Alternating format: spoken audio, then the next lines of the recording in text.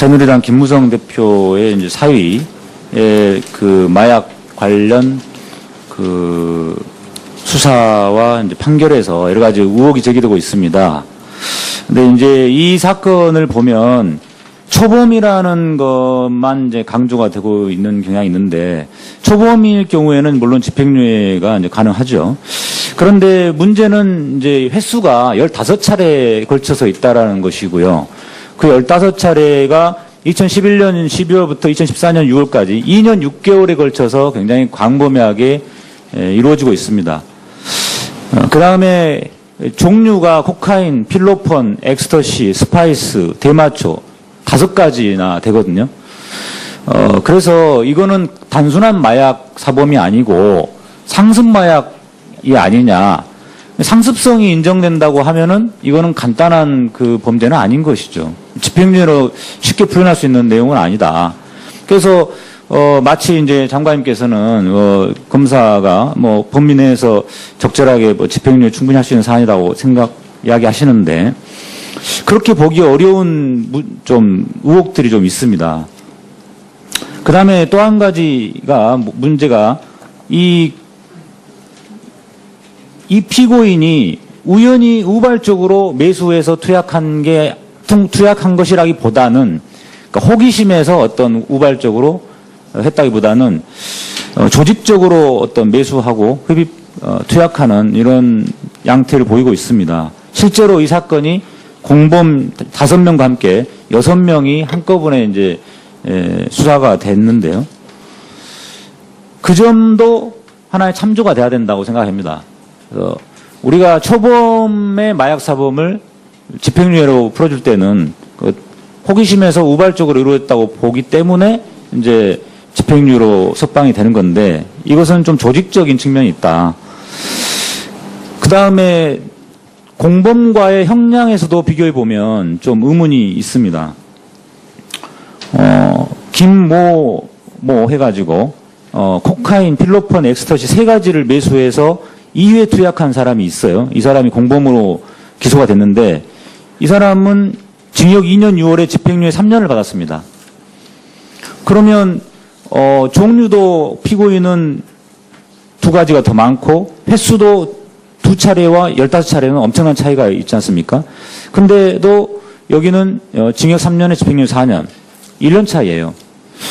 이것을 어떻게 또 비슷하게 볼 수가 있느냐? 이 두 공범에 대해서 두 사람 다 초범입니다. 다 자백했고. 네. 그래서 이 문제, 이 2가지, 그러니까 3가지죠. 상습성이 인정되는 부분이 있다. 그 다음에 조직적인 측면이 있다. 그 다음에 공범과의 처벌에서의 형평성. 이 3가지를 비춰보면 이 피고인에 대해서는 형량이 좀 굉장히 낮다. 그야말로 봐주기 판결, 봐주기 구형한 것이 보입니다. 그 다음에 이제 구형량을 정하면서도 좀 의문이 제기되고 있습니다. 왜냐하면 판결문에 보면 분명히 양형 기준이 4년에서 9년 6개월이라고 돼 있어요. 그런데 판사가 판결을 하면서 스스로 양형 기준을 이탈해서 하한인 4년을 이탈해서 3년을 선고하겠다. 그리고 거기에다가 또 집행유예를 선고합니다. 그러니까 결국은 이 양형 기준을 두 단계를 이탈하는 셈입니다. 양형 기준 4년에서 이탈해서 3년을 만약에 실형을 선고했다면 좀 다른 문제죠. 그러면 좀 다른 문제인데, 실형 선고가 아닌 집행유예를 선고했단 말이에요.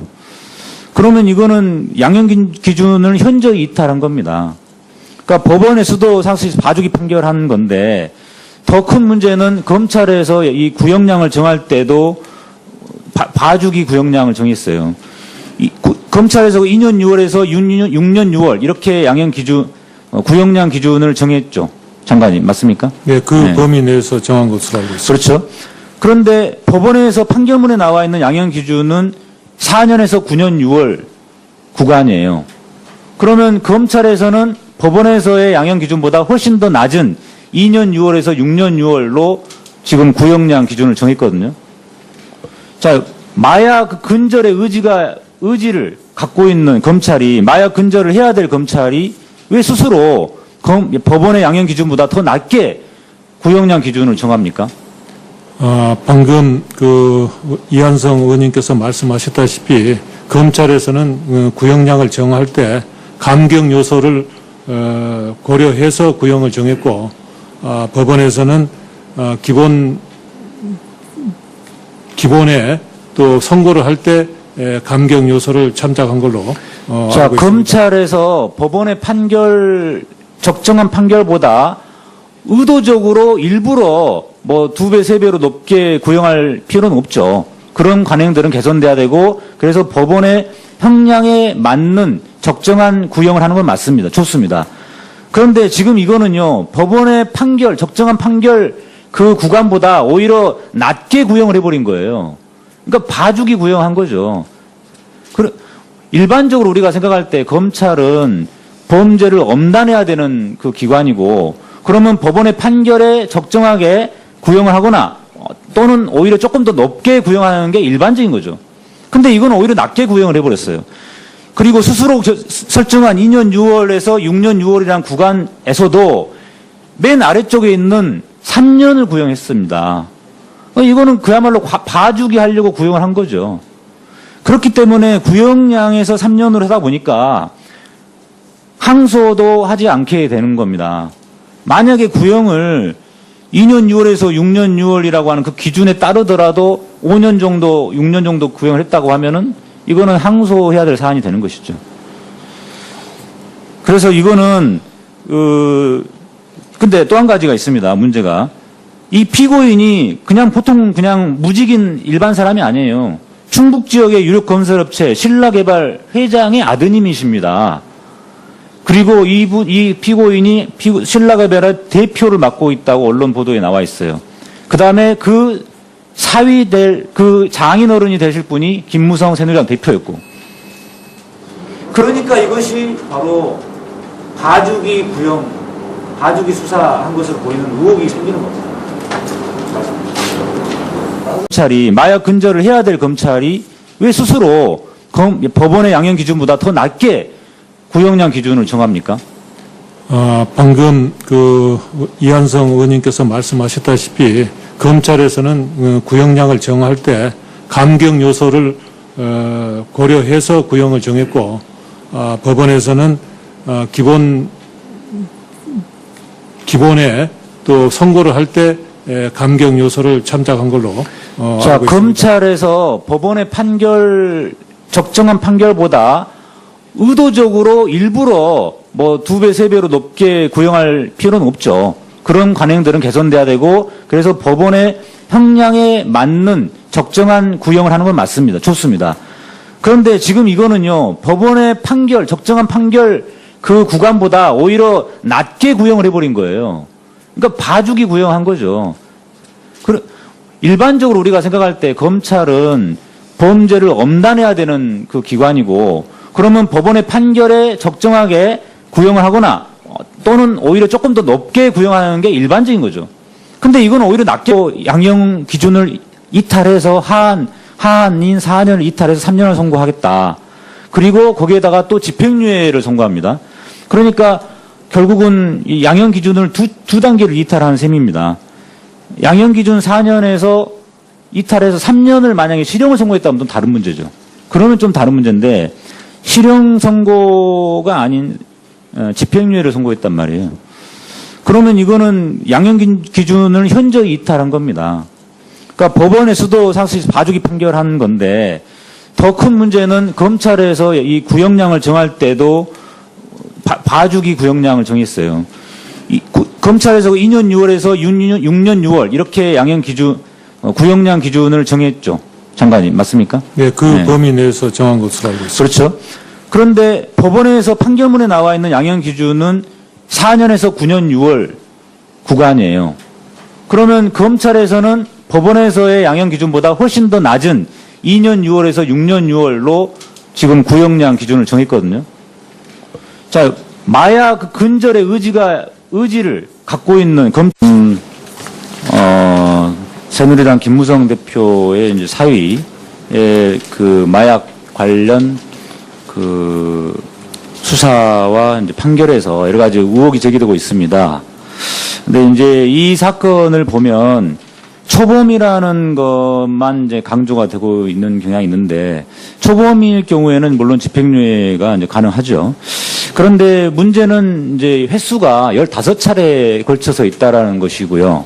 그 15차례가 2011년 12월부터 2014년 6월까지 2년 6개월에 걸쳐서 굉장히 광범위하게 이루어지고 있습니다. 그 다음에 종류가 코카인, 필로폰, 엑스터시, 스파이스, 대마초 5가지나 되거든요. 그래서 이거는 단순한 마약 사범이 아니고 상습 마약이 아니냐. 상습성이 인정된다고 하면은 이거는 간단한 그 범죄는 아닌 것이죠. 집행유예로 쉽게 표현할 수 있는 내용은 아니다.